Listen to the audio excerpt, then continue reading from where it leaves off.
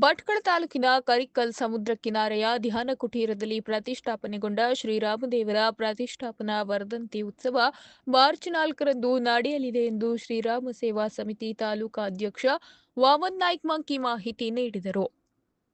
ಹೊನ್ನಾವರ ಪಟ್ಟಣದ ನಾಮಧಾರಿ ಸಭಾಭವನದಲ್ಲಿ ಕಾರ್ಯಕ್ರಮದ ಆಮಂತ್ರಣ ಪತ್ರಿಕೆ ಬಿಡುಗಡೆಗೊಳಿಸಿ ಮಾತನಾಡಿದ ಅವರು, ಧರ್ಮಸ್ಥಳ ನಿತ್ಯಾನಂದ ನಗರದ ಶ್ರೀರಾಮ ಕ್ಷೇತ್ರ ಮಹಾಸಂಸ್ಥಾನದ ಜಗದ್ಗುರು 1008 ಮಹಾಮಂಡಲೇಶ್ವರ ಶ್ರೀ ಬ್ರಹ್ಮಾನಂದ ಸರಸ್ವತಿ ಸ್ವಾಮೀಜಿಯವರ ದಿವ್ಯ ಉಪಸ್ಥಿತಿಯಲ್ಲಿ ಮುಂಜಾನೆ 7 ಗಂಟೆಯಿಂದ ರಾಮತಾರಕ ಯಜ್ಞ, 10 ಗಂಟೆಯಿಂದ ಭಕ್ತ ಮಂಡಳಿಯವರಿಂದ ಭಜನೆ, 12 ಗಂಟೆಯಿಂದ ಶ್ರೀಗಳ ಆಶೀರ್ವಚನ, 1 ಗಂಟೆಗೆ ಅನ್ನದಾಸೋಹ ಜರುಗಲಿದೆ.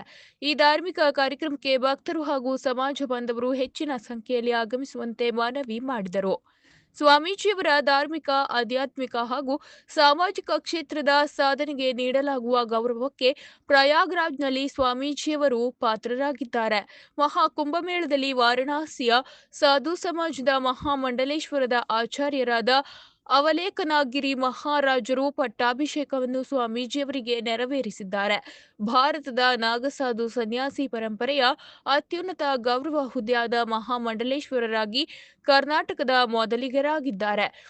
ಮುಂದಿನ ಬಾರಿ ಭಟ್ಕಳ ಹೊನ್ನಾವರ ತಾಲೂಕಾ ವ್ಯಾಪ್ತಿಯವರು ಸೇರಿ ಚಾತುರ್ಮಾಸ ಕಾರ್ಯಕ್ರಮ ನಡೆಸುವುದರಿಂದ ಮಾರ್ಚ್ 9ರಂದು ಮಧ್ಯಾಹ್ನ 3 ಗಂಟೆಗೆ ನಾಮಧಾರಿ ಸಭಾಭವನದಲ್ಲಿ ಸ್ವಾಮೀಜಿಯವರ ದಿವ್ಯ ಉಪಸ್ಥಿತಿಯಲ್ಲಿ ಪೂರ್ವಭಾವಿ ಸಭೆ ಜರುಗಲಿದೆ ಎಂದರು. ಇವತ್ತ ಅಂದರೆ ಬರುವ ತಿಂಗಳು 4ನೇ ತಾರೀಕಿಗೆ ಮಾರ್ಚ್ 4ಕ್ಕೆ ಮಂಗಳವಾರ ಶ್ರೀರಾಮ ಕ್ಷೇತ್ರ ಮಹಾಸಂಸ್ಥಾನ ಜಗದ್ಗುರು ಶ್ರೀ ಶ್ರೀ ಬ್ರಹ್ಮಾನಂದ ಸರಸ್ವತಿ ಸ್ವಾಮೀಜಿಯವರ ಮುಂದಾಳತ್ವದಲ್ಲಿ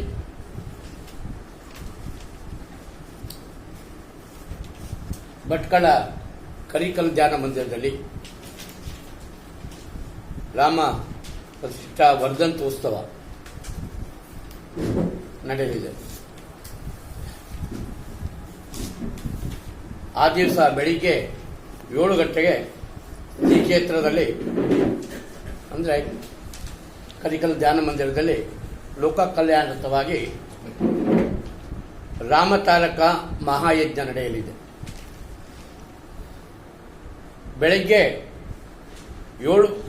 10 ಗಂಟೆಯಿಂದ 12 ಗಂಟೆ ತನಕ ಭಕ್ತ ಮಂಡಳಿಯಿಂದ ಭಜನಾ ಕಾರ್ಯಕ್ರಮ ಇರುತ್ತದೆ.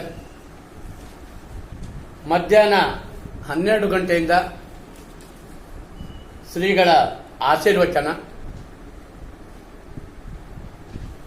ಆಮೇಲೆ ಮಧ್ಯಾಹ್ನ 1ರಿಂದ ಅನ್ನದಾಸೋಹ ಅನ್ನಸಂತರ್ಪಣೆ ಕಾರ್ಯಕ್ರಮ ಇರ್ತದೆ. ಭಕ್ತಾಭಿಮಾನಿ ಬಂಧುಗಳು ಸಹಕುಟುಂಬರಾಗಿ ಆಗಮಿಸಿ ಶ್ರೀರಾಮಚಂದ್ರ ದೇವರ ಕೃಪೆಗೆ ಪಾತ್ರರಾಗಿ ಪೂಜ್ಯ ಗುರುಗಳಿಂದ ಮಂತ್ರಾಕ್ಷತೆ ಪಡೆದು ಪುನೀತರಾಗಬೇಕಾಗಿ ತಾಲೂಕಾ ಶ್ರೀರಾಮ ಕ್ಷೇತ್ರ ಸೇವಾ ಸಮಿತಿ ಪರವಾಗಿ ವಿನಂತಿ ಮಾಡಿಕೊಳ್ಳುತ್ತಿದ್ದೇನೆ.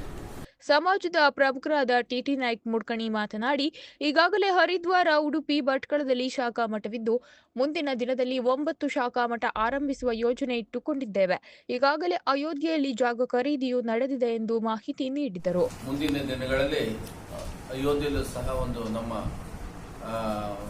ಶಾಖಾ ಮಠ ಆಗ್ತದೆ ಅನ್ನೋದನ್ನು ಈ ಸಂದರ್ಭದಲ್ಲಿ ಹೇಳಲಿಕ್ಕೆ ಬಯಸ್ತಾ ಇದ್ದೀನಿ. ಈಗಾಗಲೇ ನಮ್ಮದು ಶಾಖಾ ಮಠ ಹರಿದ್ವಾರದಲ್ಲಿ, ಉಡುಪಿಯಲ್ಲಿ, ಭಟ್ಕಳದಲ್ಲಿ, ಹಾಗೆ ಕೆಲವು ಕಡೆ ಜಾಗ ತಗೊಂಡೋಗಿದ್ದಾರೆ. ಈಗಾಗಲೇ ಕೆಲವು ಕಡೆ ಅಂದ್ರೆ 9 ಮಠಗಳನ್ನ ಮಾಡುವ ನಿರೀಕ್ಷೆಯಲ್ಲಿ ನಮ್ಮ ಗುರುಗಳು ಇರುವುದರಿಂದ ಎಲ್ಲ ಕಡೆ ಈಗಾಗಲೇ ಸ್ಥಳ ಖರೀದಿ ಆಗಿರ್ತದೆ. ಹಾಗಾಗಿ ಈಗಾಗಲೇ ಅಯೋಧ್ಯೆ ಬಹಳ ಪ್ರಚಲಿತದಲ್ಲಿ ಇರುವುದರಿಂದ ಅಲ್ಲಿ ಈಗಾಗಲೇ ಕೆಲವೇ ದಿನಗಳಲ್ಲಿ ಶಂಕುಸ್ಥಾಪನೆ ಮಾಡಬೇಕು ಅನ್ನೋಂಥ ವಿಚಾರಗಳನ್ನು ಸಹ ಹೇಳಿದ್ದಾರೆ. ಅದು ಆಗುವ ಸಾಧ್ಯತೆಗಳೇ ಇದೆ ಅನ್ನೋದನ್ನ ಈ ಸಂದರ್ಭದಲ್ಲಿ ಹೇಳಲಿಕ್ಕೆ ಬಯಸ್ತೇನೆ.